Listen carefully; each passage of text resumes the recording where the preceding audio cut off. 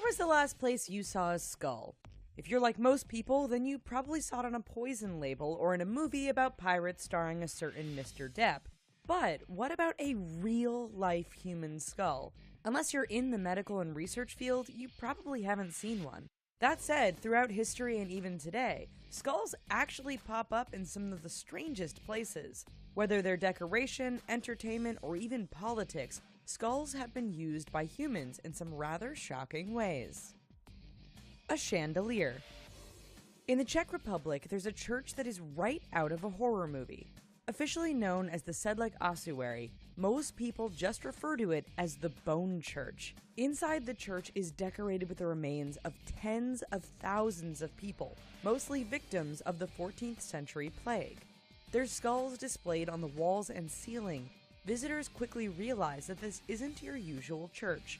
Featured prominently above is a chandelier made from bones. That skulls are used as strategically placed candle holders. It's all very creative, if not terribly shocking.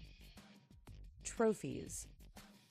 When we do well in a competition, we get a gold trophy or a medal. Some other people apparently get skulls. Throughout history, the skull of an opponent or enemy has been seen as the ultimate trophy. Archaeological digs in Mexico demonstrated that ancient Aztecs proudly kept and displayed the skulls of those sacrificed to the gods. Construction. When you want to build something, most people turn to the traditional building materials like wood, bricks, stone, or steel. Some ancient civilizations reportedly turned to less traditional materials. Archaeologists and researchers discovered at one ancient Aztec site that skulls came in handy. To be specific, the civilization took a bunch of skulls, bounded them together with mortar, and created a platform. A platform for what, you might ask? Well, a platform for displaying their trophy skulls, of course. Protest. If you've ever taken part in a protest, or even just watched one on TV, then you know that people bring all sorts of things to support the cause. From megaphones to signs, there are the usual things we're used to seeing. But what about skulls? In Haiti, protesters brought remains with them when opposing the elections in their country. Cameras actually caught protesters performing voodoo ceremonies with their skulls in the streets of Port-au-Prince, Haiti's capital. A children's ride. Since 1967, the Pirates of the Caribbean boat ride has been a fan favorite and even spawned a series of hit films. Yet for years, it was understood that the skeletons and skulls used for the set were real. Apparently supplied by a medical school, the story goes that eventually most of the human remains were replaced with replicas. Most. Today it is still strongly believed that some of the bones are very real, including a skull mounted above a bed in one scene of the ride. A deterrent. Minefields, poison, trespassing, pirates, all these things often denoted with signs which feature a skull. But what about a real symbol of deterrence using actual skulls? It exists. If you travel to Nice, Serbia, you can see the rather creepy Skull Tower. Yes, it is a tower of real skulls. In the early 1800s, a Turkish general built the structure using the skulls of the rebels who rose up against the Turks in the area.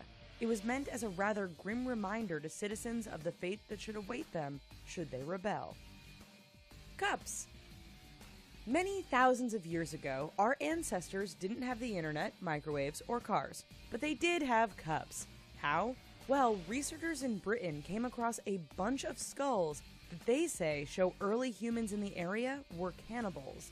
Worse yet, when they were finished dining, evidence shows they would use the skulls as a cup to drink from. It's a find that shows our early ancestors were very practical, yet equally gruesome. Movie props. We've all probably seen an odd movie that has a human skull in it, though odds are this was a replica because, let's face it, no one really wants to be handling a real skull. Well, no one except artist H.R. Giger.